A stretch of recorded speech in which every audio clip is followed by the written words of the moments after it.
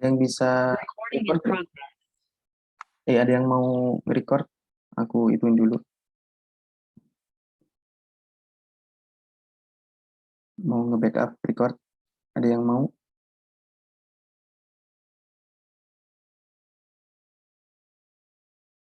Atau Diana aja, Diana tadi yang hubungin aku. Bisa nggak, Din? Iya, Mas. Bisa bantuin record? Iya, Mas. Sudah saya record manual. Oh, record pakai Zoom aja. Udah bisa kok. Coba. Oke, Mas. Ya. Ya, nanti kurang jelas. Mungkin kalau record pakai luar. Oke, udah ya. Oke, di sini langsung aku Ya, mulai. Mas. Oke, makasih. Di sini langsung aku mulai. Untuk pertemuan kita pertama ini. Nah, ini untuk mata kuliah untuk pelajaran-pelajaran yang akan kita bahas di semester 1 sebenarnya untuk mata kuliah fisika. Jadi ada 12 mata kuliah dan kalau menyesuaikan dengan RPS, ini aku lihat dari RPS ya. Kalau menyesuaikan dari RPS itu sebenarnya untuk sebelum UTS itu cuma sampai sini, Rek.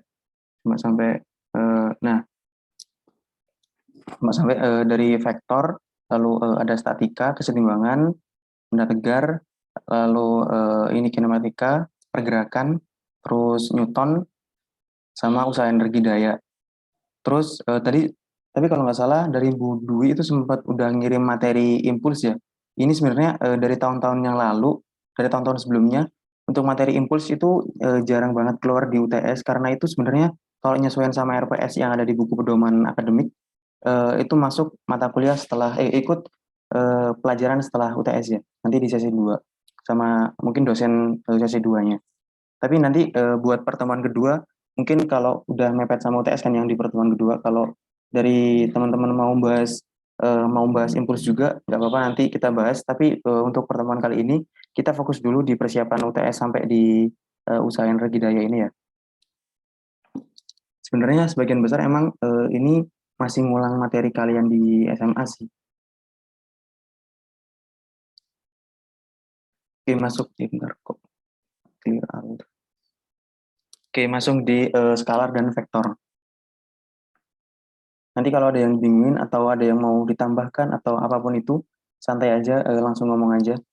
Biar kalian nggak rugi lah ikut project kumlot tambahan gini. Atau kalau ada yang mau off cam nggak apa-apa, ya santai aja.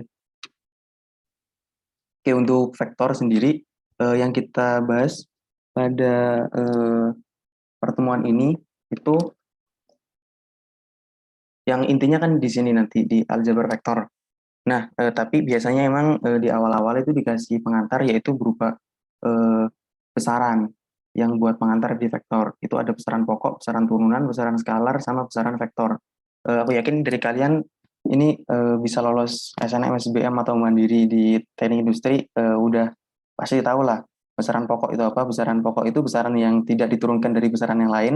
Kalau besaran turunan berarti besaran yang diturunkan dari besaran lain. Contohnya kalau besaran pokok kayak panjang, kan meter, terus apalagi suara, desibel gitu, dan lain sebagainya. Untuk besaran turunan ini kan yang diturunkan dari besaran pokok.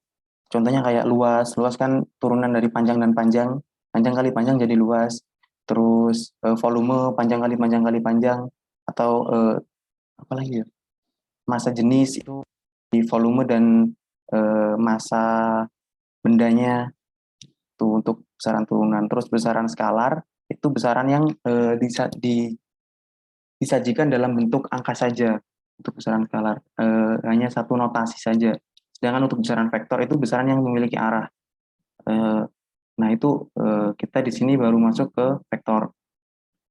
Terus di materi yang intinya itu sebenarnya di vektor ini sendiri kita bahas mengenai notasi, kesamaan dua vektor, operasi nanti ada jumlah dan selisih, penjumlahan dan pengurangan, jumlah dan selisih. Metodenya ada 4, yang umum digunakan, yang lazim digunakan ada 4. Lalu juga ada operasi perkalian. Oh ya, ada yang tahu vektor itu bisa dibagi nggak? Ada nggak pembagian vektor?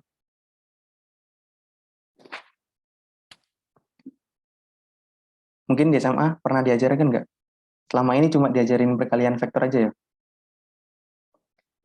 Sebenarnya emang tidak menutup kemungkinan untuk vektor itu bisa dilakukan pembagian, tapi emang untuk pembagian ini itu tidak lazim digunakan di vektor, karena vektor itu kan berupa besaran yang memiliki arah ya.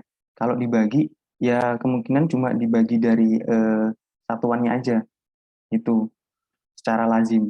Kan vektor itu dinyatakan sama kalau besar dan arahnya itu sama. Kalau arahnya beda, berarti itu tidak bisa dikatakan sama, vektornya itu sama. Atau satuannya sama, ukurannya itu sama, arahnya beda, oh ya itu juga tidak bisa dikatakan vektornya itu berbeda. Terus dari perkalian itu sendiri, ini ada dua jenis perkalian antara skalar dengan vektor dan juga vektor dengan vektor. Yang skalar dengan vektor itu kan gampang ya, cuma dikali sama perkalian skalar gini aja, dikali sama suatu notasi, suatu angka aja. Nah, yang biasanya ribet itu di perkalian vektor dengan vektor. Itu ada dua jenis, yaitu perkalian silang, perkalian titik dan juga perkalian silang, itu dot dan juga cross. Untuk perkalian dot ini biasanya ini yang dihasilkan itu berupa skalar, jelek banget. Untuk yang perkalian silang ini yang dihasilkan itu berupa vektor. Terus di akhir juga nanti ada vektor satuan, itu biasanya yang kayak I plus J gitu biasanya. Terus di SMA mungkin untuk vektor satuan itu disebutnya vektor tiga dimensi ya, karena dibentuk ke jelek. Nah, gitu. Dibentuk ketiga dimensi gini kan biasanya, ketiga sumbu. Tapi kalau di perkuliahan itu sebenarnya tidak menutup kemungkinan kalian akan menemukan variabel-variabel yang lebih dari tiga biasanya. Tapi ya itu nanti kalau udah pengembangan di akhir sih. Kalau di awal-awal gini kemungkinan besar belum masuk ke arah sana. Oke, kalau gitu kita langsung masuk ke untuk yang besaran ini di skip aja ya, karena aku yakin dari kalian udah paham semua dan nggak ada yang mau dibahas juga kalau di besaran, ya cuma pengertian-pengertian itu. Kita langsung masuk ke aljabar vektor, yaitu di notasi. Oke. Nah, notasi vektor itu ya ini sebenarnya basic aja sih. Kalian pasti di SMA dapat titik P itu titik pangkal, lalu titik Q itu titik ujung vektor, lalu yang menjadikan ini vektor itu karena ini punya arah. Nah, ini punya arah. Lalu panjangnya, nah di vektor itu sendiri kan untuk menyatakan panjang itu diberikan biasanya. Itu untuk mengukur besarnya panjang dari vektor itu. Terus buat simbol-simbol dari vektor itu bisa disimbolkan huruf tebal, huruf dengan tanda panah atas, biasanya ada panahnya gini kan.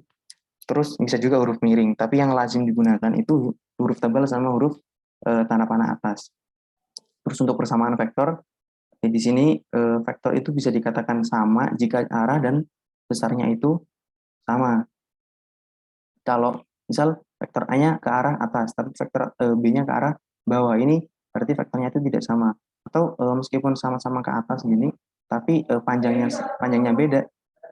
Misalnya ini dua satuan, yang ini cuma satu satuan, berarti ini juga beda ya. Harus benar-benar sama-sama arahnya, sama besarnya. Kalian di SMA juga pasti udah dapat sih. Oke, lanjut.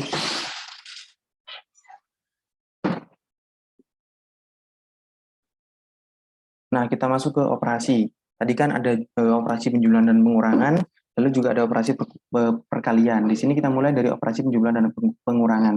Sebenarnya ada beberapa metode, tapi bisa kita generalisasi itu ada dua jenis saja sih sebenarnya. Ada tiga jenis nanti juga di slide selanjutnya. Sekarang kita bahas dua jenis dulu. Ada metode jajar genjang dan juga metode segitiga. Untuk metode poligon itu sebenarnya pengaplikasian dari metode segitiga kalau penjumlahnya itu lebih dari dua, sebenarnya gitu. Makanya di sini aku letakkan di bawahnya metode segitiga, tapi nggak aku kasih contoh karena sebenarnya sama aja. kuncinya kalau metode jajar genjang itu konsepnya dia di satu titik pusat. Nah, di titik pusat ini jadi A ditambah B, A-nya kan ini, ditambah B, B yang ke atas, maka untuk resultan yang didapat itu kita bentuk berupa jajar genjang, yaitu R A plus B. Resultannya ini di diagonal panjang dari jajar genjang yang didapat. Terus gimana kalau pengurangan, Mas? Tadi kan jumlah dan juga selisih. Nah, itu gampangnya kalau di vektor, kalau kita pakainya gambar, itu kalau kita mau B-nya ini kita berikan tanda negatif, maksudnya kita negativasi dari B-nya, itu maka tinggal kita balik aja arahnya. Itu berarti ini misal B-nya itu ke atas ya. Berarti B min itu min B itu gini. Min B itu arahnya ke bawah. Nah, ini contohnya min B itu arahnya ke bawah. Kalau A plus min B, A plus min B, ini kan min B. A plus min B itu kan yang sini. Untuk pengurangannya itu kurang lebih sama, nanti dibentuk jajar genjang juga. Lalu ditarik diagonalnya. Itu kalau metode jajar genjang. Jadi konsepnya kalau metode jajar genjang itu di satu titik pusat. Tapi kalau metode segitiga di sini itu dilanjutkan. Jadi kalau tadi ini cara ngapusnya. Ya, tadi misal A plus B, B-nya itu diletakkan di atasnya sini. Tapi kalau yang metode segitiga, maka B-nya itu dilanjutkan. Kayak saling estafet gitu. Kuncinya gitu aja sih sebenarnya kalau metode segitiga. Terus membuat resultannya tinggal ditarik ke titik pangkal yang awal ke titik tangkap titik ujung yang vektor terakhir. Kalau segitiga itu kan konsepnya ada dua penjumlahan vektor aja yang dijumlahkan. Tapi kalau yang metode poligon itu sebenarnya sama konsepnya dengan metode segitiga, tapi nanti yang digabungkan itu banyak banget gitu. Misal ini hanya ke kanan, terus B-nya itu ke atas, terus C-nya itu ke kanan lagi, terus D-nya itu ke bawah gini. Nah, terus mungkin E-nya ke bawah banget 90 derajat gitu. Nah, resultannya maka ini dari titik pangkal awal ke titik ujung terakhir. Kurang lebih gitu untuk metode poligon. Itu tinggal kayak pengaplikasian dari metode segitiga aja sih sebenarnya. Itu keduanya hampir sama.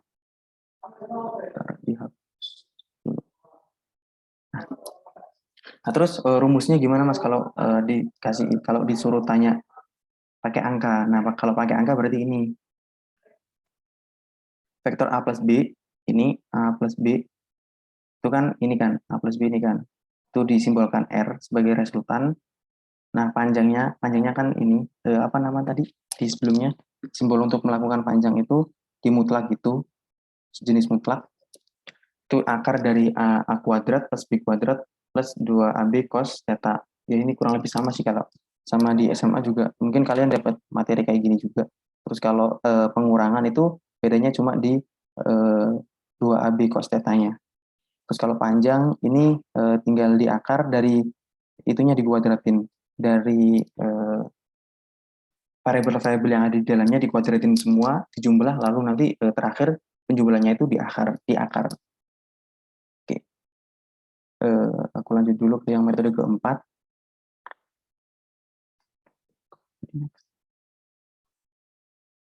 Nah, metode keempat ini yang sebenarnya paling sering digunakan kalau dari kita, karena kan kalau gambar itu sulit ya diaplikasikan, apalagi nanti kalau udah masuk ke perhitungan-perhitungan yang lumayan ribet, dan kalau yang dijumlahkan atau yang dikurangi itu banyak banget, itu hampir tidak memungkinkan kita menggunakan gambar.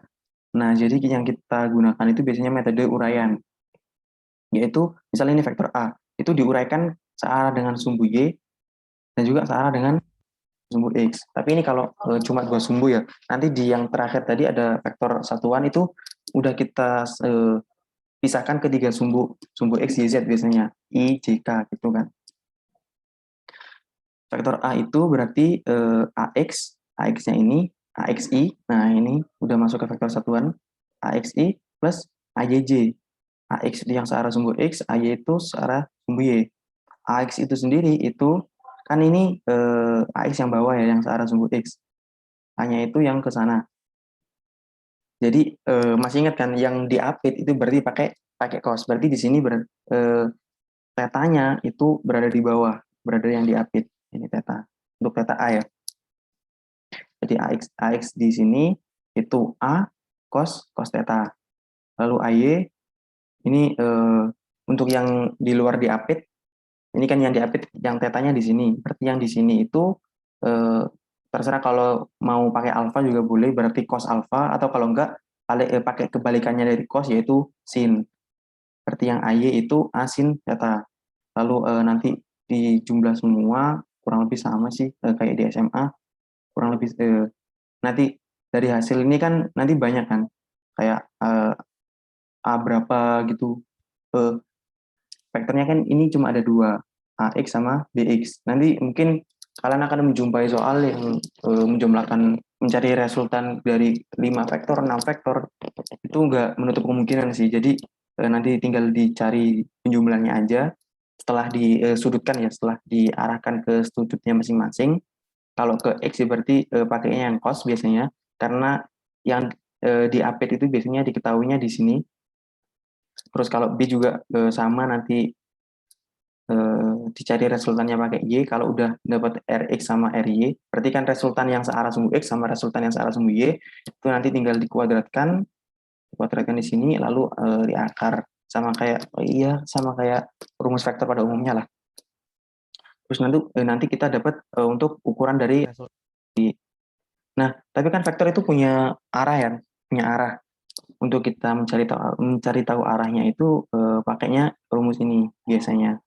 Rumus tan dari tan theta Ry per Rx. Nanti kan ini kan dapat. Nah, cara cari sudutnya pakai yang arc tan itu. Arc apa? Atau kalau enggak yang tan min 1 itu loh. Itulah intinya. Soalnya yang kita cari itu yang di sini, yang di tetanya. Nanti kalau tetanya diketahui, berarti teta yang didapatkan itu sudut dari sumbu X positif, dari sumbu X positif. Ya, yang ini kan sumbu X positif. Kalau ke sana kan sumbu X negatif ya. Kalau ke bawah berarti sumbu Y negatif. Nah, ini sudut dari sumbu X positif, kayak urutan kuadran gitu, 1, 2, 3, 4 kan. Nanti diketahui sudutnya, terus panjangnya itu pakai yang resultan di sini. Itu kalau metode uraian kurang lebih gitu. Ada yang mau ditanya dulu nggak? Ini kayaknya setelah ini ada latihan soal sih. Ada yang mau ditanyain buat materinya?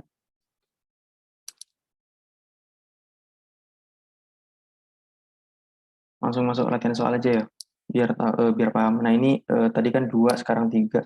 Yang kalau 3 nggak terlalu sulit sih.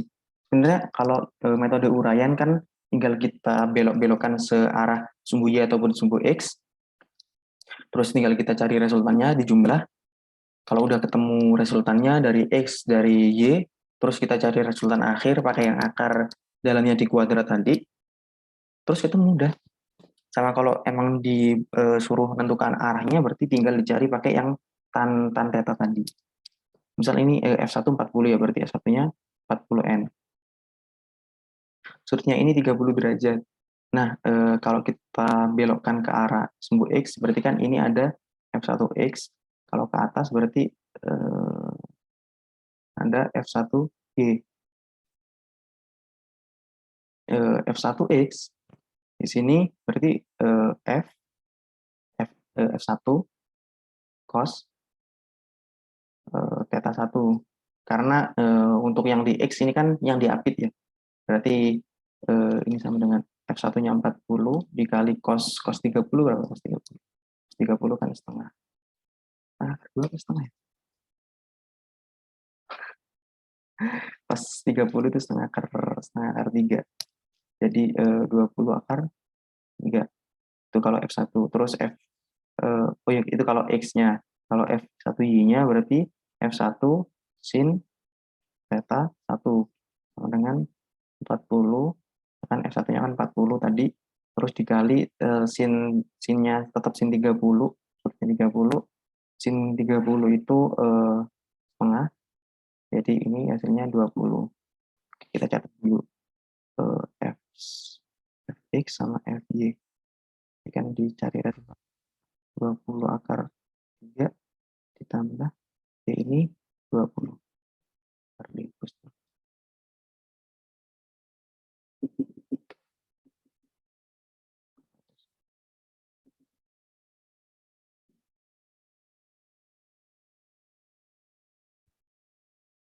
Udah dihapus semuanya.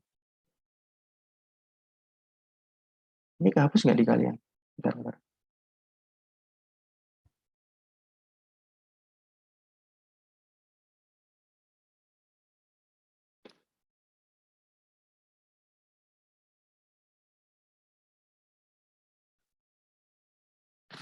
Aku stop share aja kalau gitu.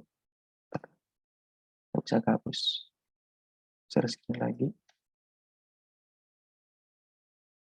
Masih ada. Tuh.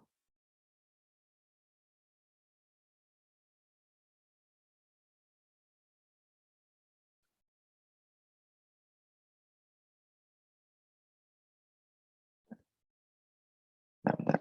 Sorry.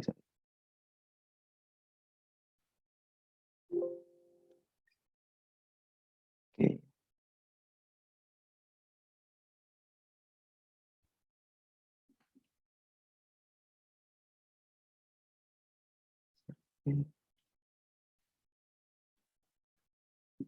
Tadi oke lanjut ya. Noted. Jadi yang Fx itu 20 akar 3, yang Fy itu 20. Terus yang F2 ini ya kurang lebih sama sih. Nanti tinggal kalian jumlahkan semua, tinggal dijumlah berapa. F3-nya juga tinggal kalian cari F3X sama F3Y-nya masukin ke, kalau X-nya masukin ke X, kalau Y masukin ke Y. Terus kalian udah dapat ke Fx sama Fy-nya. Terus buat cari F resultan ya tinggal yang tadi akar Fx kuadrat plus Fy kuadrat. Kalau udah dapat, terus disuruh cari tetanya, berarti di sini pakai tan dulu, yang Fy per Fx. Terus nanti dari ininya di tan min 1 Fy per Fx itu tetanya. Teta yang didapat. Oke, kurang lebih untuk yang penjumlahan pengurangan kayak gitu. Ada 3 metode kalau gitu. Secara umum ada metode heterogenjang, metode segitiga atau poligon, dan juga metode uraian. Ada yang mau ditanyain dulu? Cukup? Atau ada soal yang mau dibahas? Nggak ada ya? Lanjut kalau gitu. Lanjut ke operasi perkalian. Operasi perkalian ini kurang lebih sama sih. Sama kayak yang kalian dapat di SMA juga. Kalau perkalian skalar dengan vektor berarti tinggal dikali antara skalarnya dan juga vektor, terus didapat kayak gini. Itu berarti yang dikali cuma ininya, apa namanya, satuannya, ukurannya, untuk arahnya kan sama. Tapi kalau yang dikali ini negatif, misal min 3, berarti nanti hasilnya itu bakal kebalik gini ya. Bakal kebalik. Itu kalau min 3, min 3A. Tuh. Tapi kayak gitu. Kalau yang skalar dan vektor, terus nah yang vektor dengan vektor ini biasanya agak susah. Itu pertama dari perkalian dot dulu, perkalian titik itu hasilnya berupa skalar. Rumusnya kayak gini, itu kita cari panjang dari A-nya itu sendiri dulu, terus panjang dari B-nya, lalu dari sudut yang dibentuk oleh keduanya itu kita kalikan dengan cos dari sudutnya itu tersebut. Oke, lanjut. Nah, yang biasanya agak ribet lagi malah di sini, di perkalian silang atau cross product. Ini hasil yang dihasilkan itu berupa vektor nanti. Aturannya itu biasanya untuk resultan yang didapat itu pakai aturan tangan kanan, dari A-nya ke sana, kalau dikali sama B berarti hasilnya ke atas nanti. Ya kurang lebih gitulah. Kayak gini. Ujung telunjuk kalian itu ke vektor A-nya, terus yang perkalian kedua itu ke yang tangan kalian ke dalam, hasilnya itu ke atas. Itu makanya kenapa kok kalau perkalian silang itu A kali B itu beda dengan B kali A. Soalnya nanti kalau B kali A itu hasilnya akan ke bawah gitu. Akan ke arah sebaliknya. Itu sih. Nah, ini untuk rumusnya kayak gini. Ini perkalian silang, tadi perkalian titik kan. Sekarang perkalian silang, kalau perkalian silang pakainya sin. Nah, kalau pakai sin kan berarti untuk yang sejajar sin 90 maaf sin 0, kalau sejajar kan 0 berarti tidak ada sudut yang dihasilkan dari kedua perkalian vektornya itu, berarti nanti sinnya itu sin 90. Sin 90 kan 0. Nah, itu makanya kalau I dikali I, atau kalau enggak perkalian dua vektor yang sejajar gini, atau perkalian dua vektor yang berbalik arah, ya, itu hasilnya pasti akan 0. Pasti akan 0. Tapi kalau 90 derajat gini, I dikali J, ini yang perkalian yang bentuk umum ya. I kali J itu akan menghasilkan K. J kali K itu menghasilkan I pakai aturan tangan kanan tadi sama. Nah, kalau sebaliknya I kali J kan berbalik arah gini kan. Maka arahnya akan ke bawah gitu. I kali K. I kali K berbalik arah dengan arah berarti gini kan. Hasilnya akan ke min I, ke min J. Itulah, intinya gitulah. Ini pakai aturan tangan kanan tadi yang bisa dilihat di sini. Ini udah jelas sih kalau di gambarnya. Oke. Nah, ini yang tadi sempat aku singgung di vektor satuan.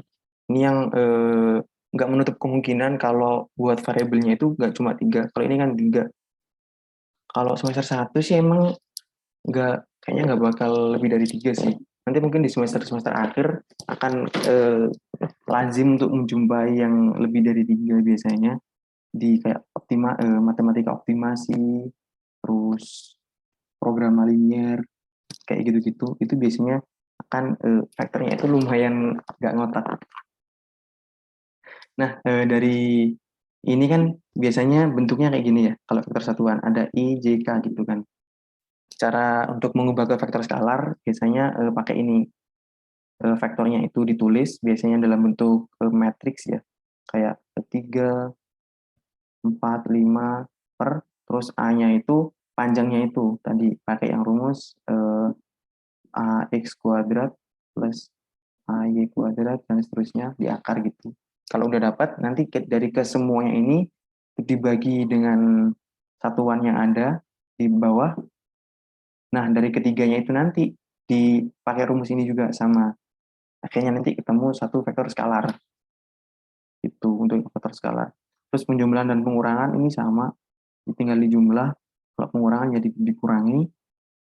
Nah, dari vektor ini juga ada perkalian titik dan juga perkalian silang untuk vektor skalar. Vektor satuan. Tadi kan di sebelumnya juga sempat kesinggung yang bentuk-bentuk vektor satuan kan. Kurang lebih ya kayak gini nanti untuk vektor skalar dan vektor satuan.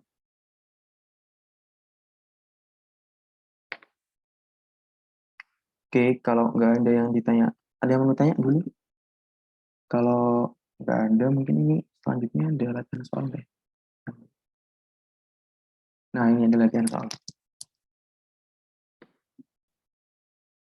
Ini ada latihan soal. Seorang, ini kalau udah pengaplikasian sama biasanya warehousing gitu. Kalau di soal-soal teknik industri, bedanya dengan kalian soal-soal di SMA biasanya itu udah diaplikasikan ke ilmu yang ada di teknik industri ya. Mungkin ilmu-ilmu warehousing, ilmu-ilmu K3, ilmu-ilmu apa aja ya, permesinan gitu. Biasanya gitu. Bentuk soalnya itu agak disesuaikan.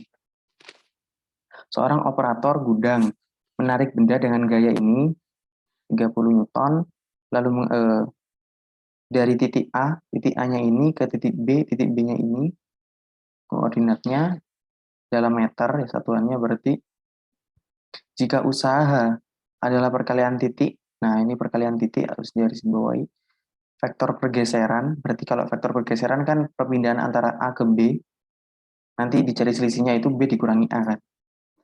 Dengan gaya yang menyebabkan pergeseran tersebut, gayanya kayak ini, gaya 30N tadi, udah ketemu. Berarti tinggal kita cari dulu untuk vektor pergeseran. Berarti kita tinggal untuk vektor pergeseran kan B dikurangi A sama dengan 4,6,1 dikurangi 2,3,1. Nah ini kan untuk yang Z kan sama-sama satu. Sini juga ada pengecohnya tadi mengapit sumbu Z, mengapit sumbu Z. Ya karena emang ini nggak bergerak ke arah Z sih, cuma bergerak ke arah sumbu X sama Y-nya.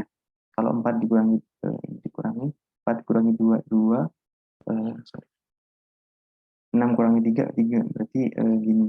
Terus kalau panjangnya itu sendiri B kali A akar 2 kuadrat plus 3 kuadrat buat 4 9, berarti akar 13. Tuh, untuk usaha berarti kan W sama dengan gayanya itu F dikali pergeserannya itu S kali S. F-nya itu tadi 30 Newton dikali S-nya itu akar 13. Ini kan S-nya kan ini akar 13. Hasilnya ya 30 akar 13 untuk usaha yang didapat. Kurang lebih kayak gitu untuk contoh soal pengaplikasian di teknik industri lah. Yang bakal keluar di UTS biasanya emang soal-soal cerita sih. Mungkin di pertemuan selanjutnya, pertemuan kedua nanti kita bahas soal-soal sejenis UTS ya. Atau kalau enggak nanti coba tak cariin soal UTS ku tahun lalu. Kayaknya masih ada sih. Besok kita bahas di pertemuan selanjutnya. Nah, ini udah masuk ke materi selanjutnya. Dari materi vektor ada yang mau ditanyain dulu?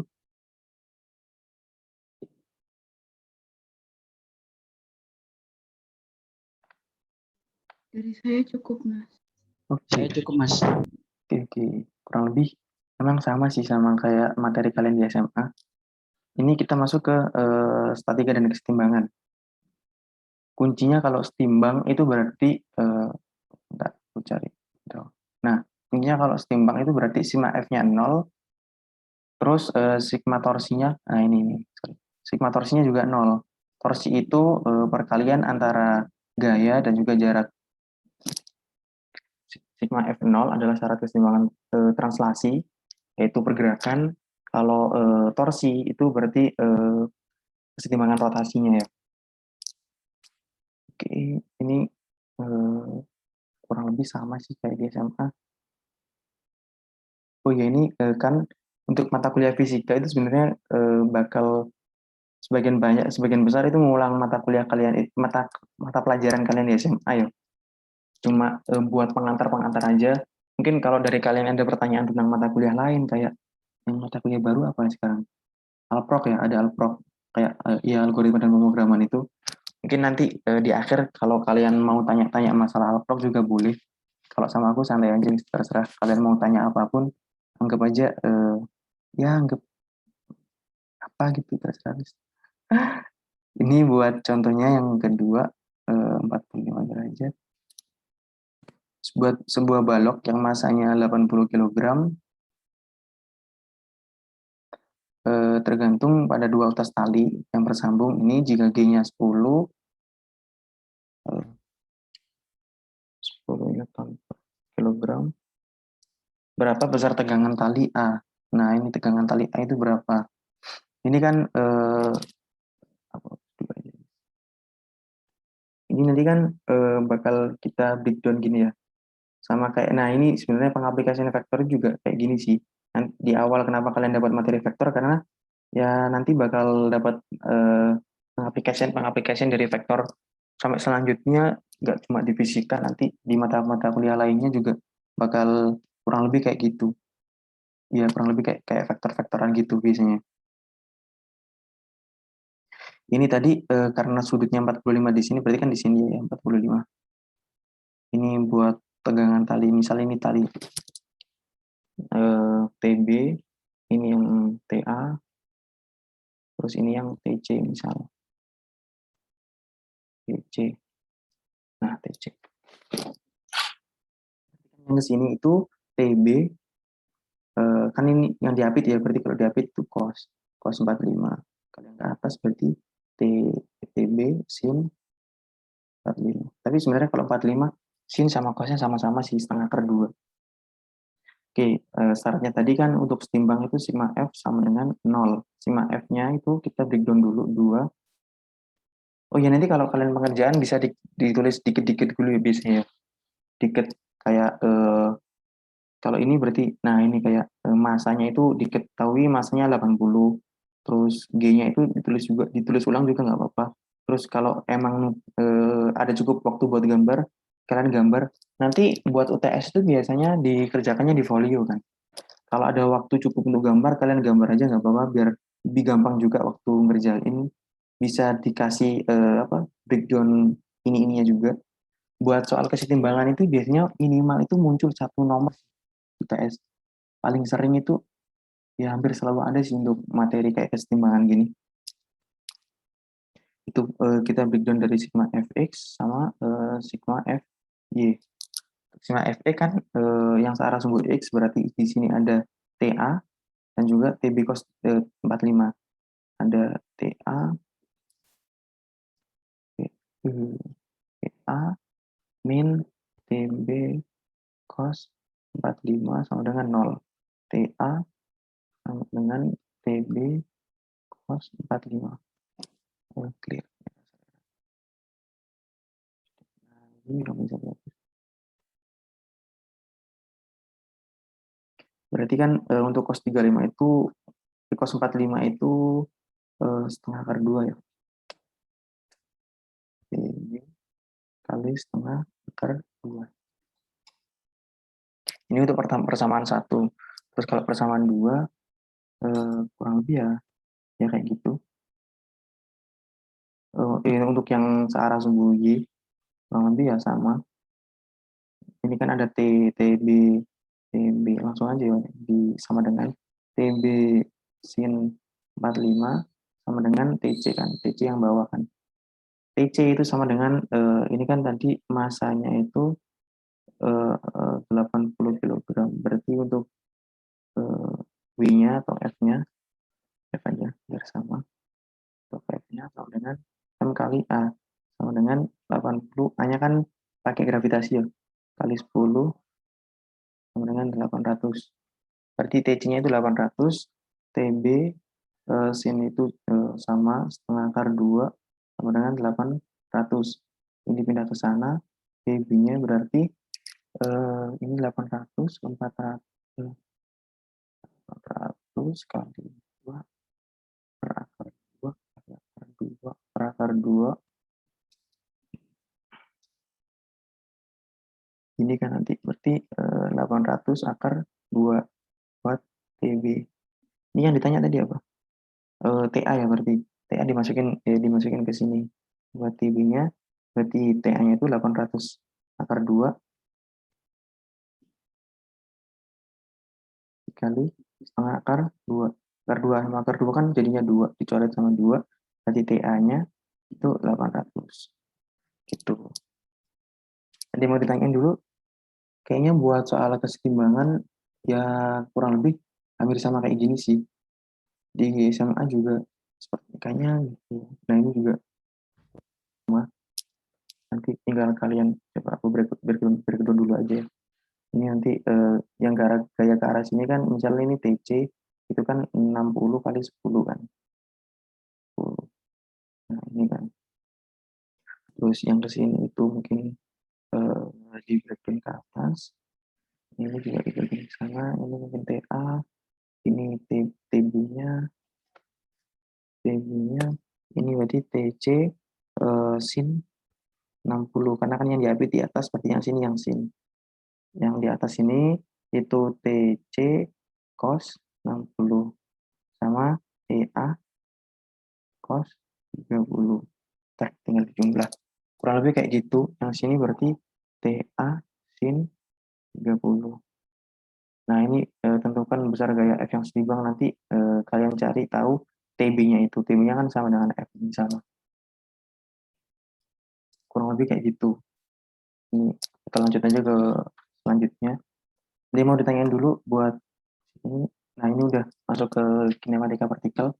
Ada yang mau ditanyain dulu buat materi yang kedua tadi, kesetimbangan.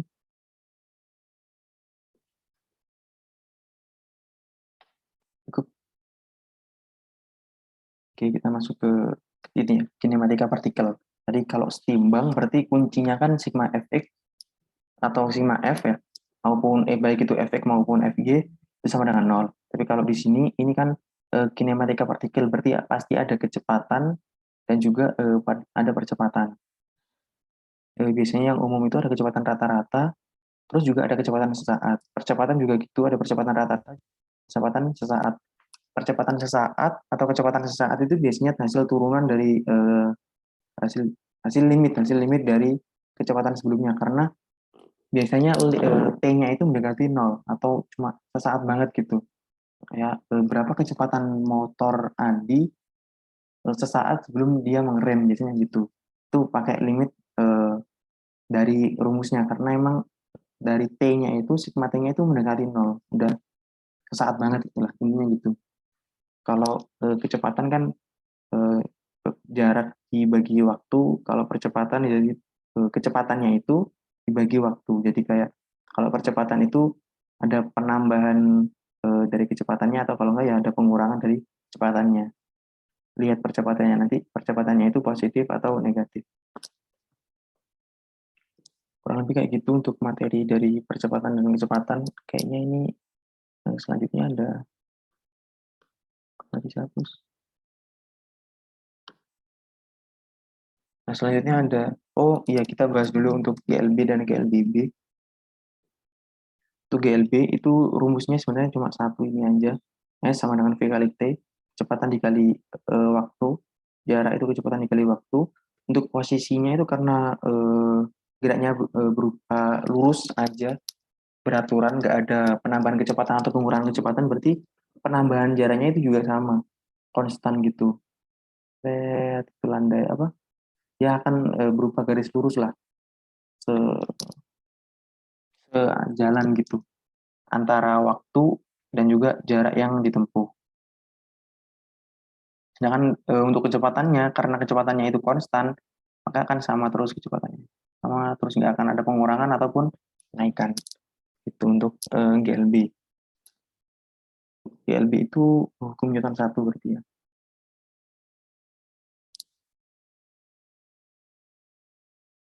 Nah, ada juga GLBB. GLBB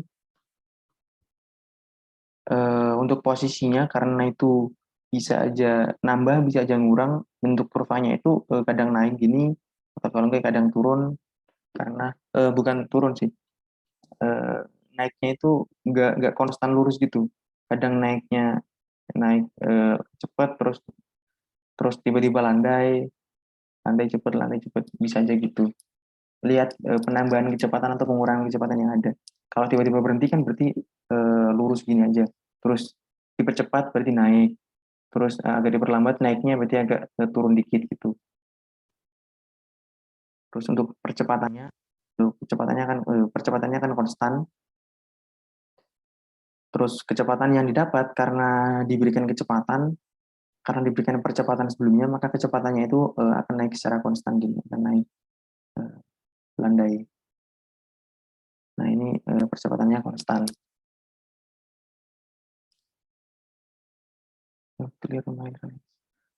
Nah, rumus-rumusnya yang ada di GLBB itu kurang lebih ini VT, V akhir, kecepatan akhir itu kecepatan awal ditambah dengan percepatan dikali waktu. Jarak yang ditempuh itu kecepatan awal dikali waktu yang ada ditambah dengan setengah A kali T kuadrat. Ini kurang lebih sama sih. VT itu kecepatan akhir, V0 kecepatan awal, A itu percepatan, S itu jarak, V0 itu kecepatan akhir, kecepatan awal, kecepatan akhir, T itu waktu. Nah, gerak lurus GLBB, gerak lurus berubah beraturan itu biasanya juga bisa diaplikasikan ke GJB, gerak jatuh bebas. Bedanya kalau di GJB itu cuma biasanya untuk S diubah ke H, untuk A itu diubah ke G, ya kan? Soalnya percepatan yang mempengaruhi itu cuma dari gravitasi. 10 Newton per meter itu biasanya. Ya.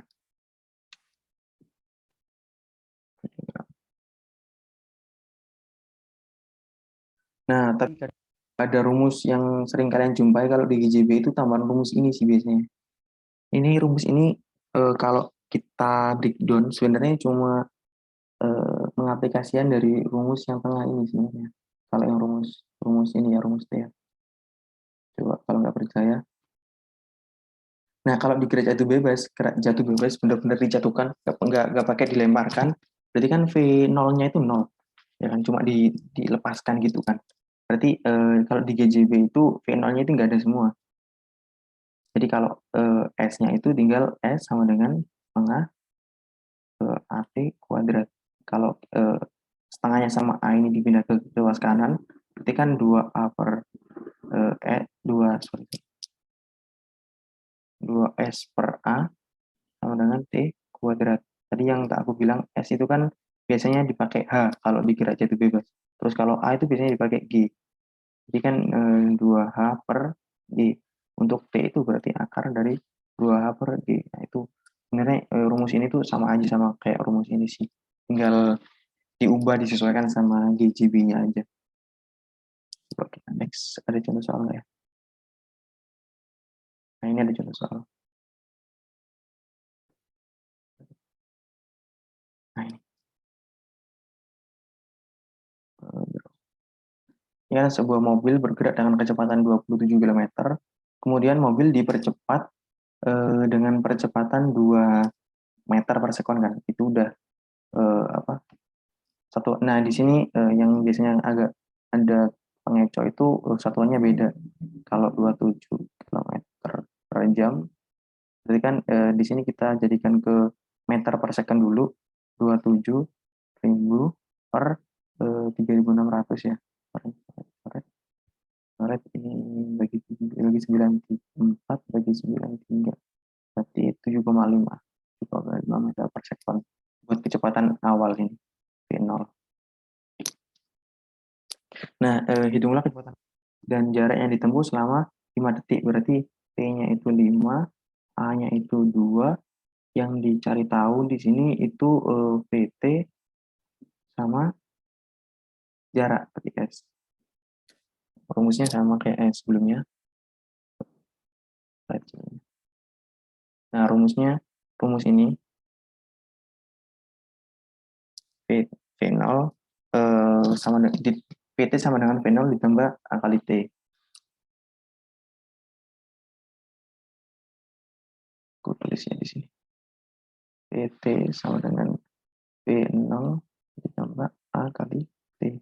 Sama dengan V0-nya 27 ditambah A-nya itu 2 dikali T-nya itu 5. Oh, sorry kok 27. Sorry, bisa nggak?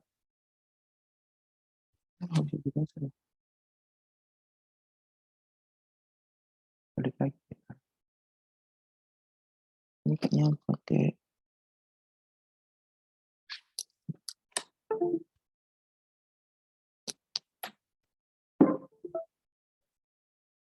udah ini kita coret ini.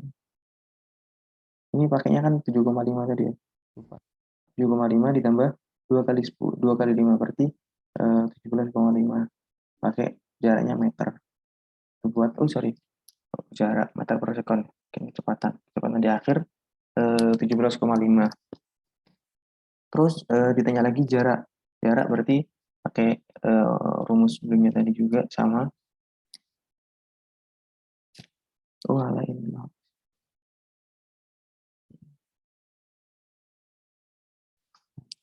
Pakai rumus sebelumnya ini jarak kan ini S V0T plus setengah AT kuadrat. Jadi S sama dengan V0T kali setengah AT kuadrat. Dengan V0-nya tadi 7,5 dikali T-nya 5. 7,5 dikali 5 ditambah setengah A-nya 2, T-nya 5 kuadrat. Coret 7,5 kali 5, 7 kali 5, 35 ditambah 25 berarti 37,5 ditambah 5,5 dengan 62,5 jaraknya meter. Nah, ini kurang lebih gitu kalau yang ini ya. Kalau yang GLB kan gampang kan, tinggal itu emang nggak ada itunya sih. Jadi, nah ini bisa dihapus. Nah, oke, udah. Terus di kinematika partikel juga ada gerak parabola. Ini konsepnya itu sebenarnya gabungan antara GLB dan juga GLBB. GLB yang ke atas, GLB yang ke atas ke kanan, karena kan nggak ada A-nya yang ke kanan, tapi kalau yang ke atas itu dia GLBB karena ada gravitasi kalau ke atas. Kalau sumbu X Y, kalau sumbu Y, sorry, kalau sumbu X berarti hanya itu nol, nggak ada percepatan nambah ataupun pengurangan. Gitu untuk gerak parabola. Nah ini buat biasanya diketahui kayak kalau di SMA kan kalian hafalan rumus-rumus kayak gini ya. Sebenarnya ini konsepnya hampir sama kayak ya eh, hampir sama kayak GLB sama GLBB sih sebenarnya. Ini juga didapat dari GLBB, terus ini dapat dari GLB-nya ini dan ini, ya kan? GLB-nya ini dan ini. Nggak percaya? Coba X itu kan P dikali T kan. S tadi S. Ini sama aja kayak X. P-nya itu eh, P0 kali cos alpha per ya, terus dikali V0 sin alpha per G. V0 sama V0 berarti kan V0 kuadrat cos alpha kali sin alpha berarti kan sin 2 alpha kan, per G. Oh, ini sama. Sebenarnya konsepnya sama sih. Ini gerak parabola itu cuma penggabungan antara konsep GLB dan juga GLBB. Kalau yang sumbu X itu karena nggak ada percepatan apapun yang mempengaruhi jadinya GLB. Kalau yang ke atas itu ada percepatan gravitasi jadinya GLBB. Kurang lebih kayak gitu. Ada yang mau ditanya dulu? Lanjut ke contoh soal. Ya, udah.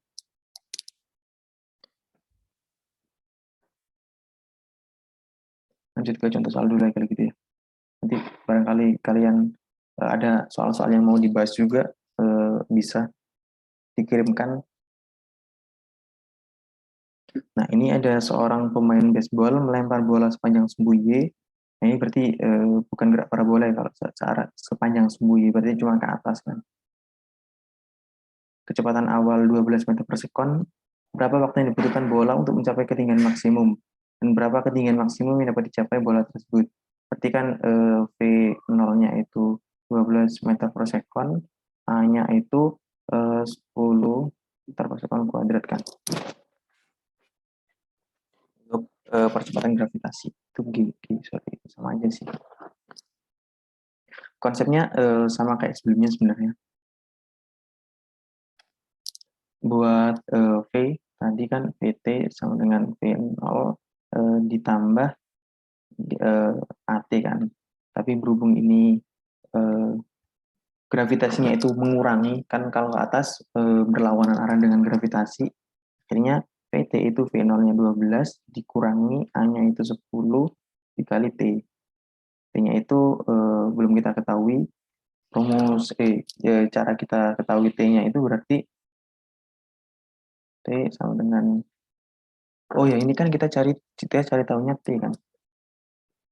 Eh, berapa waktu ya? Iya benar. Oh ya, sorry. Nah ini kan melempar bola ke atas untuk mencapai ketinggian maksimum. Berarti VT-nya di sini itu 0 karena bola itu mencapai titik maksimum kalau bolanya itu udah berhenti kan. Jadi, ini dihapus aja.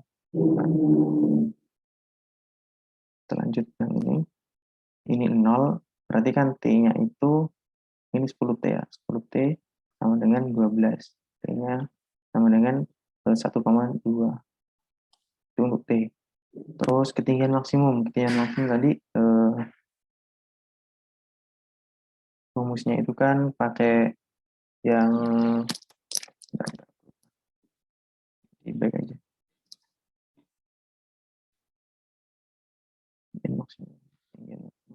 Nah, pakai ini. Pakai yang PT kuadrat, atau kalau enggak yang pakai yang tahu ini aja ya. Pakainya, oh ini aja. PT kuadrat min V0 kuadrat plus 2AS. PT kuadrat V0 kuadrat plus 2.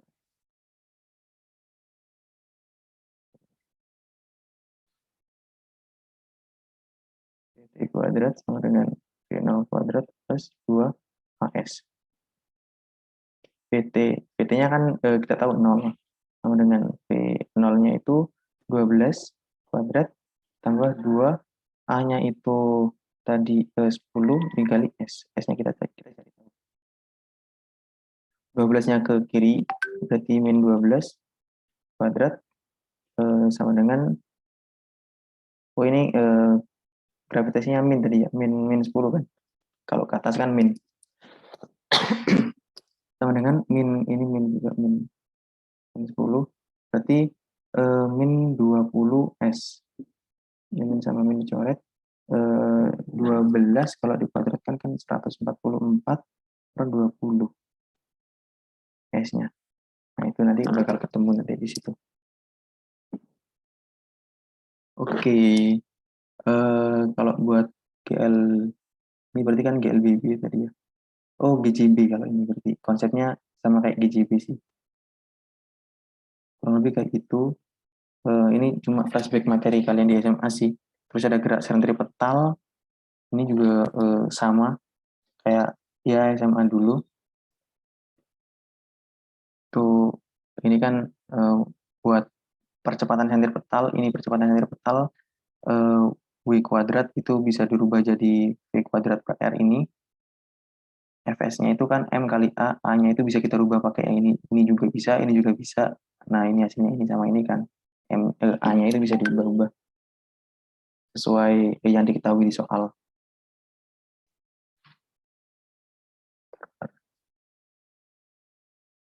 Kira soal. Nah, ini ada contoh soal. Di Dufan terhadap permainan biang lala raksasa atau kincir raksasa. Kincir ini berputar selama 5 putaran setiap menit. Hitung gaya yang dialami seorang yang memiliki massa 50 kg duduk dan ikut berputar dengan kincir ini pada radius 15 meter. Nah, ini kan radius putarnya yang dari biang lala, berarti 15 meter kan. Jarak antara sini ke sini itu 15 meter. Terus massa orangnya itu 50 kg. Nah, berputarnya itu 5 putaran setiap menit. Berarti kalau 5 putaran setiap menit, frekuensinya itu kan 5 per 60 ya. Berarti 1 per 12 putaran. Atau kalau kita simpulkan berarti frekuensinya itu, frekuensi itu F kecil sama dengan 112 Hz. Terus frekuensinya udah didapat, frekuensinya itu 1 per 12 Hz. Terus yang kita ketahui juga ini R-nya itu R-nya itu 15, 15. R-nya itu 15, radiusnya 15. Terus massa orangnya itu 50 ya, 50 kg kan. Nah, yang ditanya di sini itu hitunglah gaya. Ditanya F. F itu kan rumusnya tadi ada yang M kali A itu, terus kita A-nya itu pakai yang M, kalau frekuensi berarti M A-nya itu yang omega kuadrat kali R tadi. Omega itu kan M kali 2πr ya, 2πf sorry, 2πf kan, omega kan 2πf, 2πf kuadrat R. 2 kali 2, 4, berarti 4-nya keluar, M, I-nya kuadrat, F, frekuensinya kuadrat, kali R. Nah, ini tinggal kita masukin 4, masanya itu 50, terus pi-nya itu biasanya itu tetap kalian kasih pi aja, terus frekuensinya itu 1/12 kuadrat, kali R-nya 15. Tuh kalian hitung, ini 3 kali 1/12, ini 3, ini 5, 5 kali 5, 25, berarti ini 12 coret, berarti 125 ya, 125/6, pi kuadrat n, kan gaya itu satuannya n, jadi kita tulis di sini F sama dengan 125, ya 125/6 pi kuadrat buat gayanya, gaya sentripetal. Oke, kurang lebih itu untuk materi mengenai apa tadi, kinematika partikel ya, kinematika partikel. Selanjutnya ini ada hukum Newton, tapi sebelumnya mungkin dari yang materi-materi sebelumnya ada yang mau ditanyain dulu, atau ada yang mau ngasih soal buat dikerjain.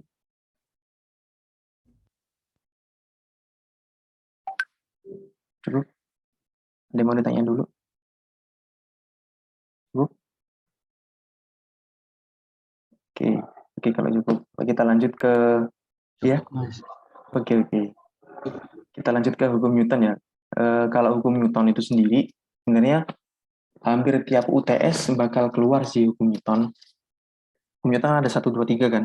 Hukum Newton 1 itu yang sigma F sama dengan 0, hukum Newton 2 itu F sama dengan M kali A, terus 3 itu yang aksi reaksi. Itu sebenarnya tiap UTS emang keluar, tapi keluarnya itu ya berupa teori gitu. Keluar kayak pengaplikasian hukum Newton 3 ke bidang industri gimana, pengaplikasian hukum Newton 2 ke bidang industri gimana. Kurang lebih kayak gitu biasanya yang keluar. Gak akan ada hitung-hitungan sih sebenarnya. Nah, makanya itu di sini nggak aku kasih contoh soal, karena emang contoh soal itu sekreatif kalian. Misal hukum Newton 1 ya, gaya tidak ada gaya yang luar yang bekerja. Itu biasanya pengaplikasinya kayak misal di jembatan gitu. Kalau kalau jembatan itu statis ya nggak ada gaya lain yang mempengaruhi, ya udah benda itu jembatan itu statis. Biasanya gitu. Kalau hukum Newton 2 M kali A itu banyak banget di bidang-bidang industri, di bidang-bidang otomotif, di bidang-bidang konstruksi gitu-gitu banyak banget. Kalau hukum Newton 3 aksi reaksi itu biasanya ya kayak kalian mendorong benda atau benda itu diangkat, itu kan ada gaya netral, gaya normal, dan juga gaya angkat benda, kurang lebih kayak gitu aksi reaksinya itu. Atau kalau enggak di yang pesawat itu juga kan aksi reaksi, ada gaya dorong dan juga gaya tolak kan, kurang lebih kayak gitu untuk penerapan hukum Newton di kehidupan sehari-hari terutama di bidang listrik. Aku lanjut aja kalau gitu ya, atau ada yang mau ditanya dulu masalah hukum Newton? Ini materi terakhir sih harusnya untuk usaha dan energi. Ada yang mau ditanya dulu? Cukup? Cukup, Mas. Oke. Lanjut ke usaha dan energi ya. Usaha dan energi ini kan kurang lebih ya kayak gini, sama kayak yang kalian dapat untuk usaha oleh gaya F. Itu kan yang tadi sempat aku singgung di soal tadi kan, usaha itu F kali S. Nah, ini kalau F-nya itu ada sudut yang membentuk atau ada sudut yang membelokkan, berarti kan kita belokkan ke arah sumbu X atau sumbu Y dulu biar gampang. Karena ini tetanya di sini diapit, berarti ada cos theta ya di sini ya. F dikali S dari jarak yang akan ditempuh kali cos theta. Terus kalau usaha gaya gesek itu kan ke arah kebalikannya, ini gaya gesek pakai mu biasanya. Nah, ini pakai F-nya gaya gesek dikali S. Terus kayak gaya normal, ini kan ya sama kayak hukum Newton 3 tadi, itu hukum apa? Aksi reaksi, ada hukum berat dan juga hukum normal, ada gaya berat dan juga gaya normal. Itu nilainya sama-sama 0 kalau benda itu statis. Terus usaha total ini kan karena yang ininya 0, cuma yang bergerak kan cuma ke sumbu X ya berarti ya, ke kanan atau ke kiri yang sesuai dengan ditariknya ke arah mana, berarti kan tinggal dicari F-nya itu. Baik, kalau kalau F-nya itu searah, berarti kan cos-nya cos 0 kan, cos 0 kan 1. Ya, cuma tinggal Fs saja kalau emang searah sebut X. Dikurangi dengan F yang ada di GGSX gitu. Lebih kayak gitu untuk flashback. Ini flashback materi SMA aja sih sebenarnya. Terus kita masuk ke energi. Energi ini ada energi kinetik, potensial, ada potensial pegas, ada energi mekanik dan juga kekekalan energi mekanik. Ini kemungkinan besar kalian udah paham semua sih mengenai ini. Kalau kinetik kan pergerakan yang dialami oleh benda. Kalau energi potensial itu adanya perbedaan ketinggian. Kalau potensial pegas adanya tekanan yang diberikan oleh pegas. Kalau energi mekanik itu penjumlahan yang dimiliki oleh suatu benda, keseluruhan energi yang ada di benda itu baik itu dari kinetik ataupun potensial. Karena itu energi mekanik bersifat kekal ya. Ada hukum kekekalan energi mekanik. Lalu tadi sebelumnya kan ada usaha. Nah, dihubungkan dengan energi, berarti usaha itu delta dari energi kinetik atau perubahan dari energi kinetik, atau juga bisa dikatakan delta dari energi potensial. Kayak untuk melakukan usaha berarti ada perubahan energi mekanik atau ada perubahan energi kinetik atau energi potensial yang ada gitu. Itu biasanya akan dihasilkan berupa usaha untuk mengubah itu. Oke, lanjut. Ini ada pesan. Nah, ini ada daya. Kayak ini terakhir. Nah, materi terakhir ini ada daya.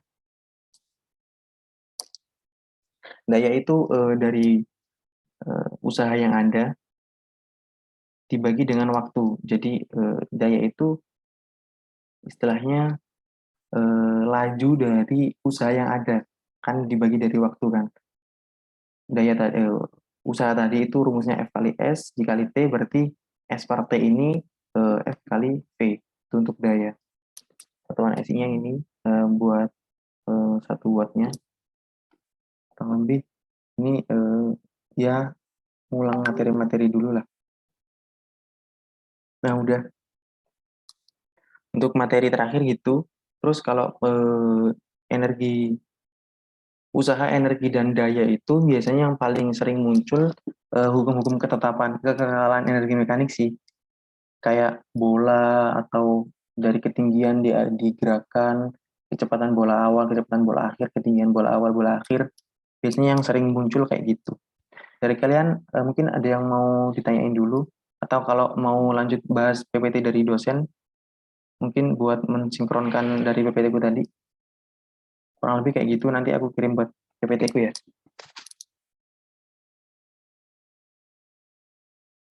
Baik, Mas.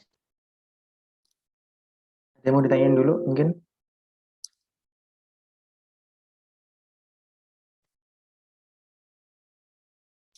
Dari saya cukup, Mas. Oke. Yang lain santai aja deh kalau mau tanya-tanya apa gitu. Atau mungkin ada tugas nggak dari dosen buat fisika? Atau malah jam kos terus gara-gara ada tragedi kemarin? Kalau Dwi belum ada tugas sih, Mas. Cuman kemarin terakhir itu bilang pelajari soal yang ada di PPT karena insya Allah bakal keluar di UTS gitu, Mas. Oh iya, emang kalau UTS kurang lebih kayak gitu sih. Itu yang dari Bu Dwi ya? Coba aku share screen PPT-nya Bu Dwi aja kalau gitu. Ya Bu Dwi kan? Iya, Mas. Oke, aku share screen PPT-nya Bu Dwi aja kalau gitu.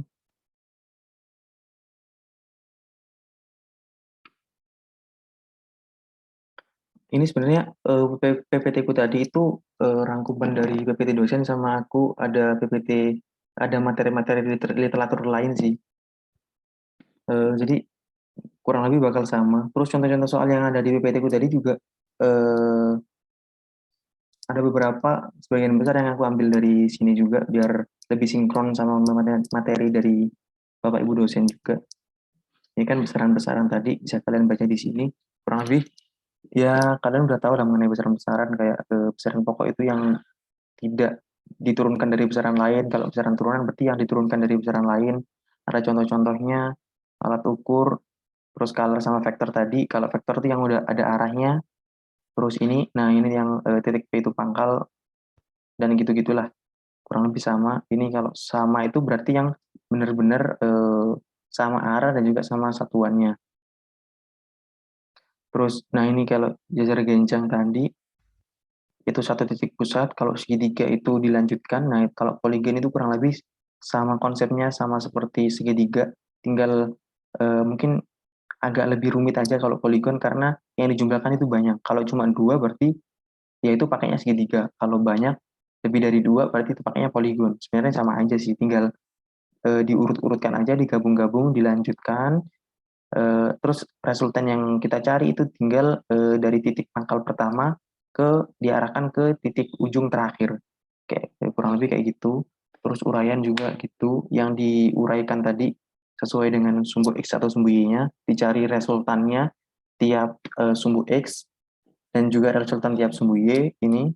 Terus kalau udah dari keduanya itu kita diakar terus di itu. Ini sebenarnya ada juga kelihatan. Nah, ini nggak kelihatan. Nah, gitu. Terus dari Rx itu dikuadratkan ditambah Ry yang tadi dikuadratkan diakar dapat resultan terakhir. Kalau sudutnya itu ini, nah tadi pakai yang eh, ya arc tangan itu atau tangan min satu biasanya tan min satu. Terus, nah itu biasanya yang dipakai juga dalil-dalil kosinus, kosinus sama sinus. Ini kalau bisa diapalin aja sih, biar lebih gampang kalau pengerjaan. Terus perkalian vektor ini tadi sama skalar dengan vektor dan vektor dengan vektor. Kalau vektor-vektor itu titik sama silang, kurang lebih sama. Coba lanjut ke contoh soal.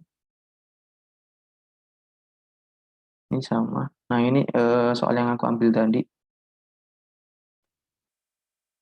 Sebenarnya sama. Ini tinggal kalian breakdown ke eh, searah sumbu X dan juga searah sumbu Y. Kalau udah, tinggal dijumlah semuanya, Fx dan juga Fy-nya. Terus kalau mau cari resultan terakhir, itu di kuadrat, dijumlah terus diakar kayak tadi ya. Terus kalau butuh sudut berarti Fy per Fx-nya tinggal di arkos tangannya atau tangan min satunya itu dapat sudutnya. Itu kalau sudutnya itu dimulai dari sumbu X positif. Jadi dari sini ke arah sebesar sudut yang didapatkan nanti. Nah ini juga nah ini kurang lebih sama dari ini sama ini di breakdown ke komponen X dan komponen Y, diarahkan tadi pakai cos atau pakai sinnya. Kalau udah ntar jumlahnya ini dijumlah. Nah dari jumlah ini bakal ketemu ini di sini, dicari resultan terakhir yaitu dikuadratkan lalu diakar. Kurang lebih sama. Ini latihan yang udah aku kerjakan tadi. Terus ada latihan lagi, ini tiga buah titik A, B, C berada dalam ruang koordinat ini. Titik A itu ini, B, C sebuah gaya F. Ini udah ada penjelasannya ya kan. Kalau ada kayak gini itu, ini kan yang pertama carilah gaya F. Tapi di sini itu ada salah satu sudut yang belum belum diketahui kan. Biasanya itu kita cari dulu sudutnya kalau di vektor. Karena kalau vektor itu kalau kita nggak tahu sudutnya, kita nggak bakal bisa ya kita nggak bakal bisa mencari tahu resultannya sih gitu. Kita cari tahu sudutnya itu biasanya ada. Nah ini itulah alasan kenapa kalian harus hafal untuk aturan-aturan sinus dan kosinus. Ini kan ada cos kuadrat alfa plus cos kuadrat beta plus cos kuadrat gamma itu sama dengan 1. Ini sesuai dengan dalil kosinus. Nanti karena yang alfa dan beta itu udah diketahui, tinggal yang gamma kan.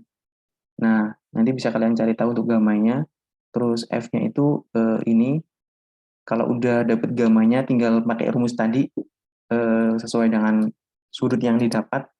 Kan kalau diapit sudutnya itu berarti pakai cos kan. Tinggal di F cos alpha, F cos beta, F cos lambda, terus dapat di akhir. Nah, kalau RBC ini kan tadi disuruh cari resultan antara B dan C ya, B dan C. Berarti tinggal sama kayak sebelumnya, tinggal di, nah di breakdown ke ininya, terus kalau vektor satuan itu enaknya tinggal kita cari selisihnya aja sama kayak yang aku ngerjain di sini tadi ya. Nah ini kan tinggal dicari selisihnya aja buat cari resultan.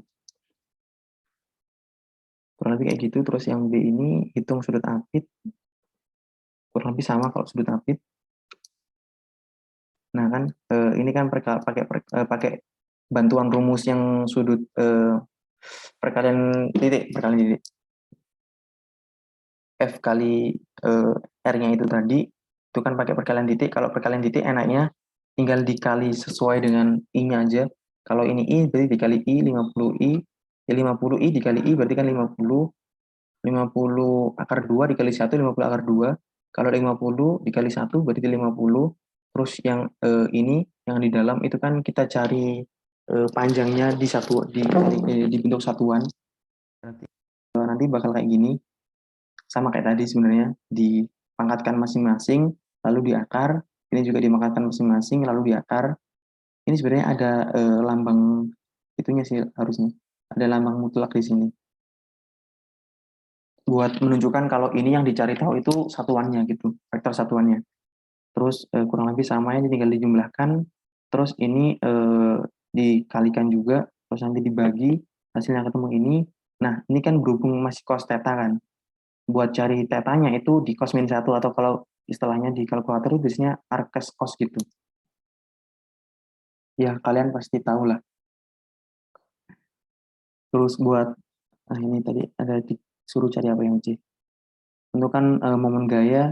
Nah, ini kan ada rumusnya, momen gaya itu R kali F.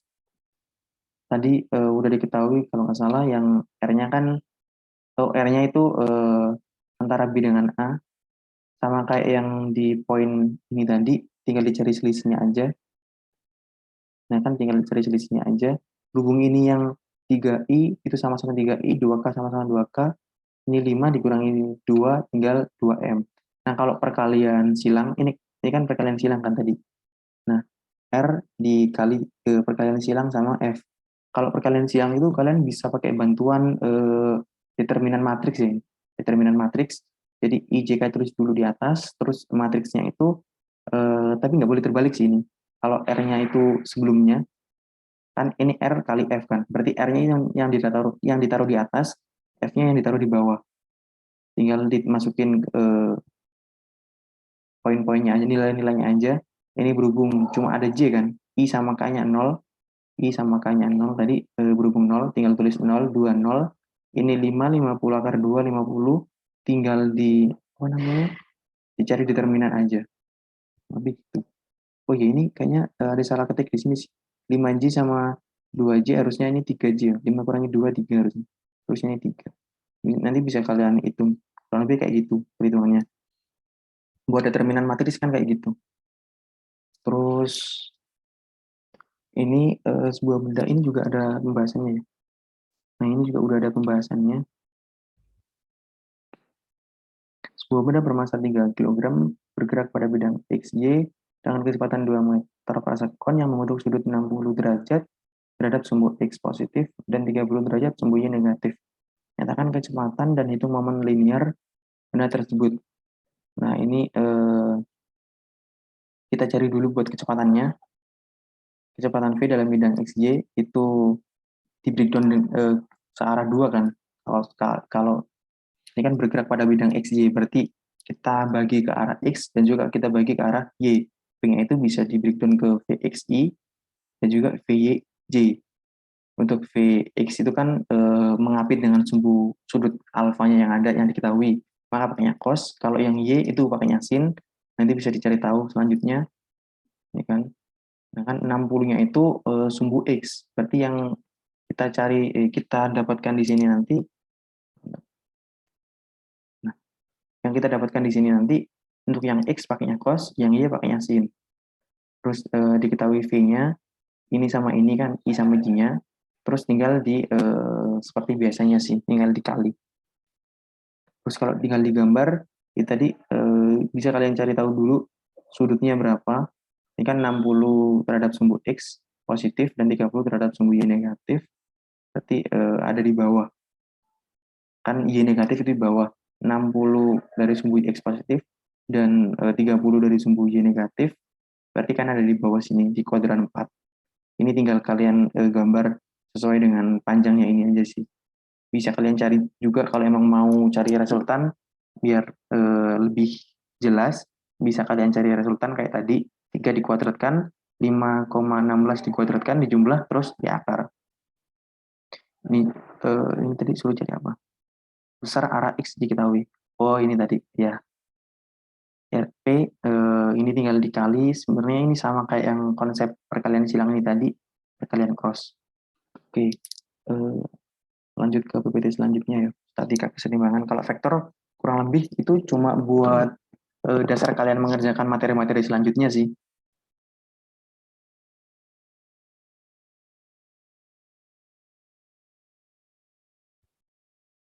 Terus ini bentar, lihat ada soal-soalnya nggak?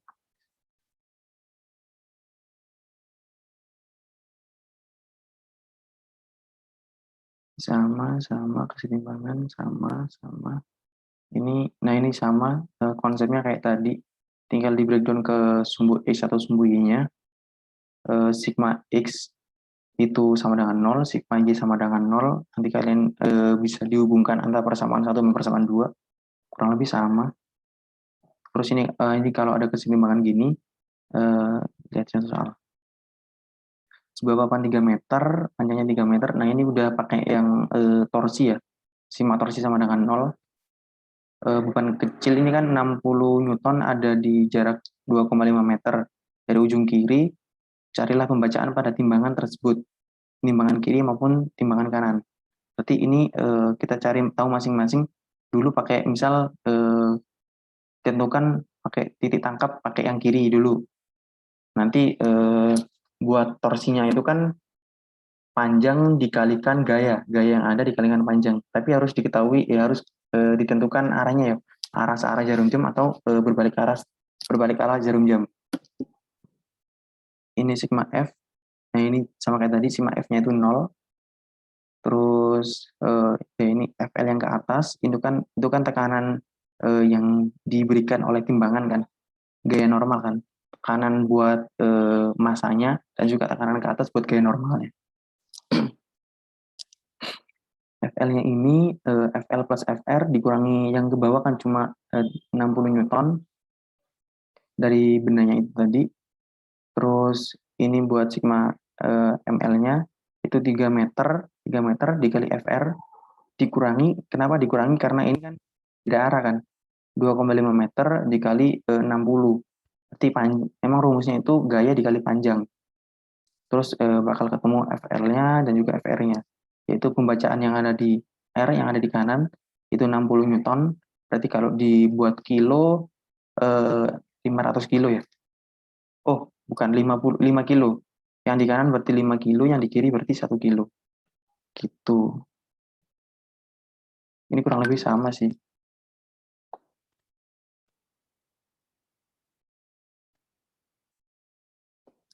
Kurang lebih sama, ini sama. Ini tegangan tali sama kayak yang di PPT-ku tadi. Tinggal di breakdown aja, disesuaikan pakai cos atau pakai sin, di sigma fx 0, sigma fy 0. Tuh, terus ini juga sama.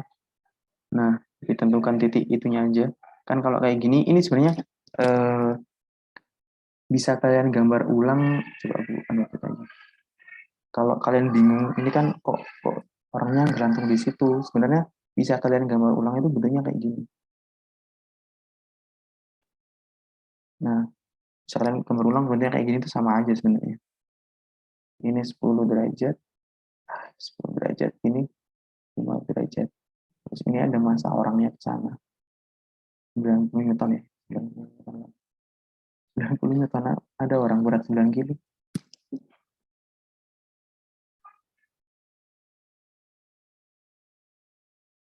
Itu. Ini konsepnya sama aja. Ini tinggal di breakdown ke cos-nya atau ke sin-nya, ke cos-nya, ke sin-nya. Nanti di fx sama dengan 0, fy sama dengan 0. Kalau udah ketemu tinggal dikurang-kurangi persamaan 1 sama persamaan 2 ketemu. Ini juga sama. Ini kurang lebih sama. Gaya yang tadi kan Kalau ini 25 Newton, berarti dikoskan dulu ke kanan, terus ini ada gaya gesek ke kiri, berarti ada gaya normal dan juga gaya berat.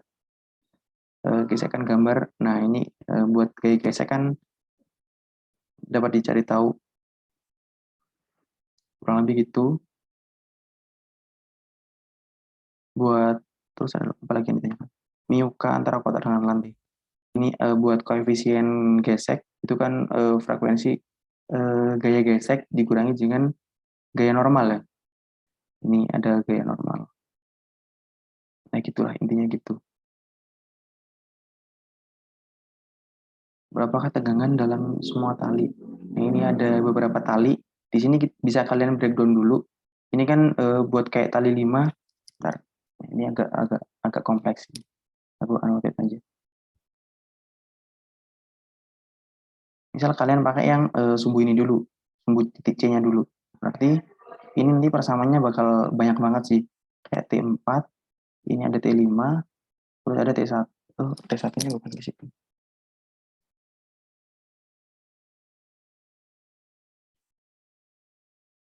Biasanya kan ke sini. Nah, ini ada T1. Ini ada sudut 70 derajat. Terus ini kan 30 ya, 30 berarti di sini ada 60 kan. Tinggal nanti kalian cari tahu ini sama ininya. T4, T5, T1.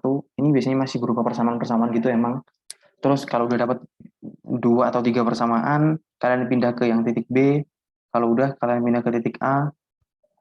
Nanti kan bakal mulai ketemu jawabannya itu dari titik A karena yang ada diketahui cuma dari titik A sih. Nanti bisa kalian cari tahu dari titik A. Nanti bisa ngerambat di sini juga kan. Yang di C kan tadi juga ada tegangan 1 kan. Tegangan 1 itu nanti dapatnya dari sini nanti. Tegangan 1 sama tegangan 2. Ini harusnya sama tegangannya. Gitu. Next slide ini ada pembahasannya nggak?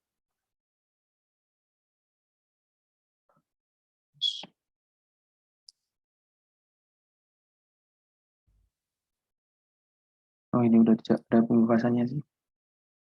Nah ada pembahasannya kan. Ini kalian breakdown ke beberapa titik dulu. Titik 1, titik 2, titik 3. Sampai sama kayak tadi. Nah ini ada hasil akhirnya nanti. Oke. Itu buat yang materi statika keseimbangan. Lanjut ke biar sekalian paham. Ada soal nggak? Lanjut soal.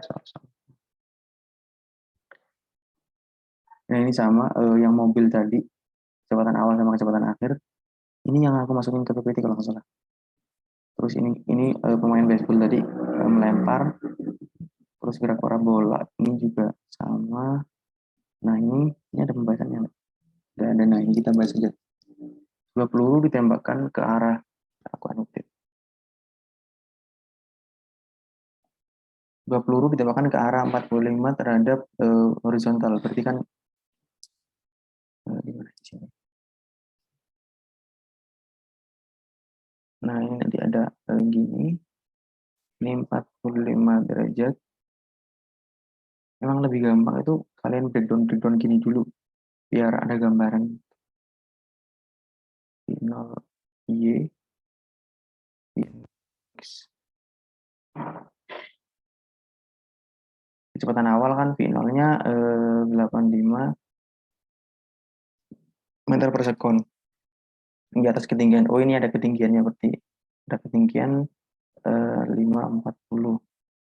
Berapa waktu yang dibutuhkan untuk mencapai titik tertingginya pada waktu dan waktu total bola berada di udara. Nah ini sebenarnya kalau emang waktu titik tertinggi itu kan konsepnya yang ke atas tadi ya, berarti itu kan GLBB kan, dikurangi dengan gravitasi yang ada.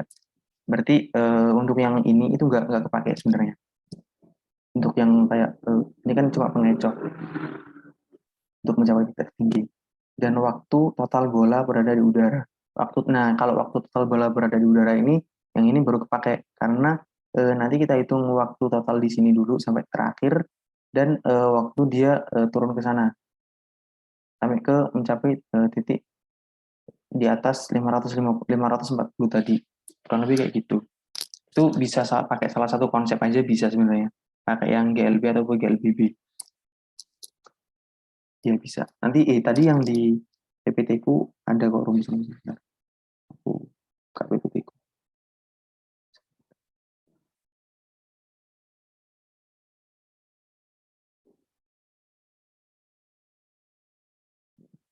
Di PP ku tadi yang di LBB gerak parabola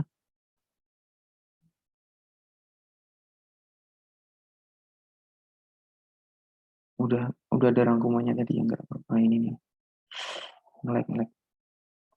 Nah, ini kan ada waktu terakhir nanti itu tinggal pakai salah satu konsep aja sebenarnya. 2V0 sin alpha per G. Kurang lebih kayak gitu. Nanti kalau yang dibingungin di soal-soal yang ada di PPT Bapak Ibu dosen bisa chat aja ke aku ya. Oh ya ini mungkin agar lebih mudah juga, agar lebih santai juga, kayaknya buat grup aja deh.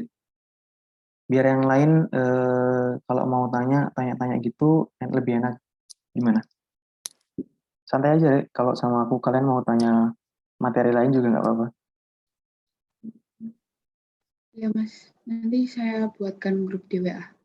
Oke, makasih.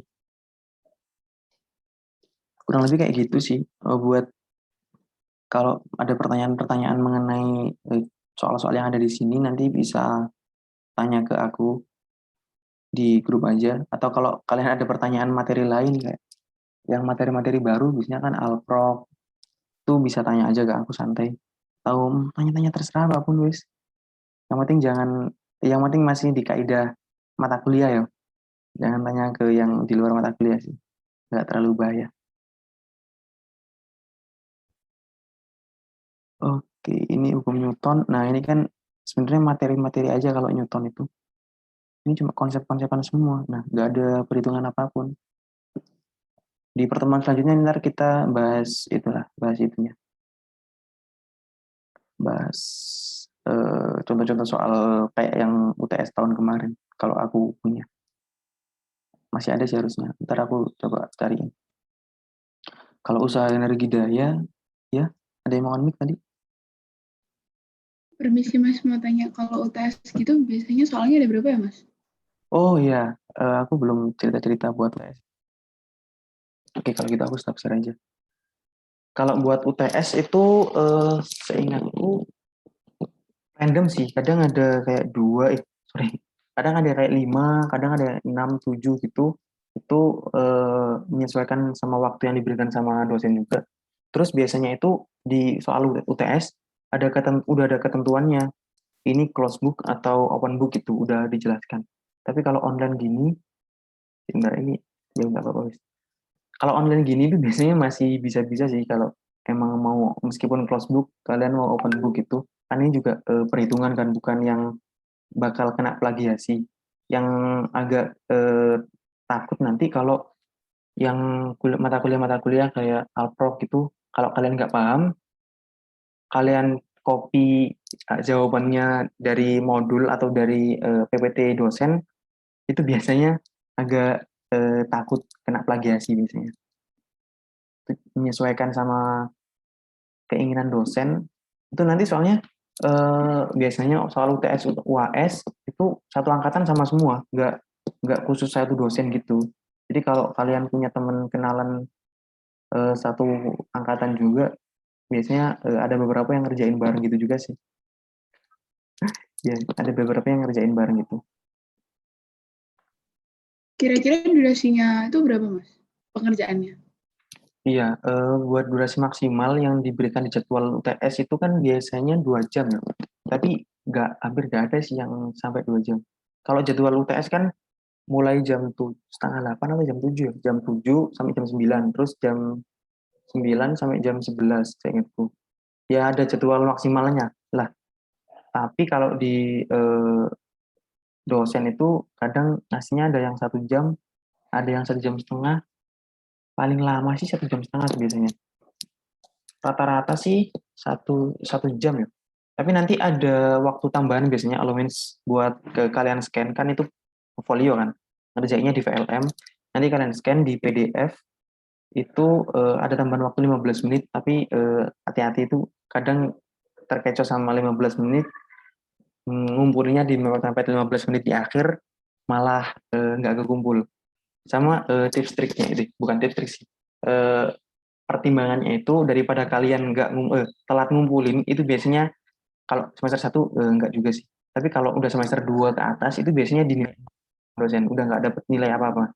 Jadi mending kalau emang kalian belum selesai gitu, biasanya nekat-nekatan udah dikumpulin aja seadanya daripada kalian telat. Nanti kalau kalau telat itu kadang ada beberapa dosen yang di setting di filenya udah nggak bisa dikumpulin kalau telat. Itu lumayan ngeri nanti.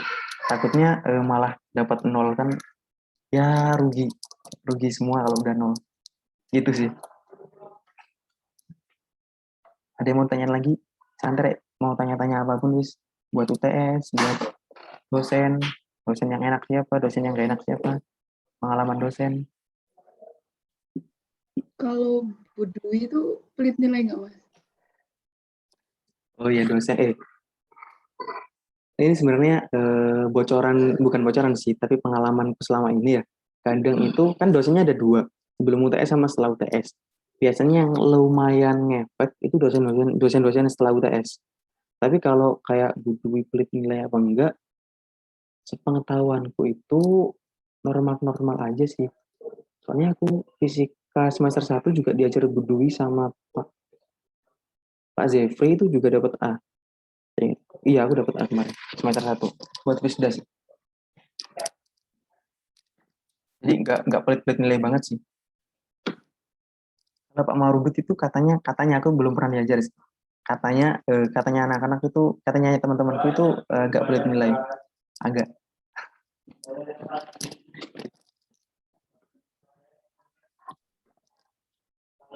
Ada yang mau ditanyain lagi? Santai rek, tanya-tanya apapun gitu kan udah malam, udah bebas. Terus jadi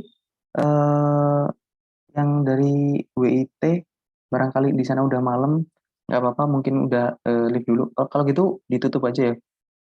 Ada yang mau ditanya dulu yang masih seputar fisika dulu? Nanti kalau udah, Dari saya cukup, Mas. oke. Nanti setelah ditutup, barangkali mau tanya-tanya terserah sih. Tapi ini recordnya di close dulu. Kalau udah cukup, mungkin ditutup ya. Makasih buat teman-teman udah hadir pada malam hari ini. Makasih buat partisipasinya. Tetap semangat. Nanti kalau ada pertanyaan apapun, baik itu berhubungan dengan mata kuliah fisika, nanti bisa ditanyakan ke aku lewat grup. Entah itu fisika ataupun mata kuliah yang lain, bisa kalian tanyakan ke aku, santai aja. Terus kalau kayak tanya, Mas ini pengalaman kuliah semester 1 gimana, nanti bisa tanya aja ke grup, kalau udah dibuatkan grupnya ya. Mungkin sebelum ditutup, kita berdoa menggunakan agama dan kepercayaan masing-masing, berdoa dimulai.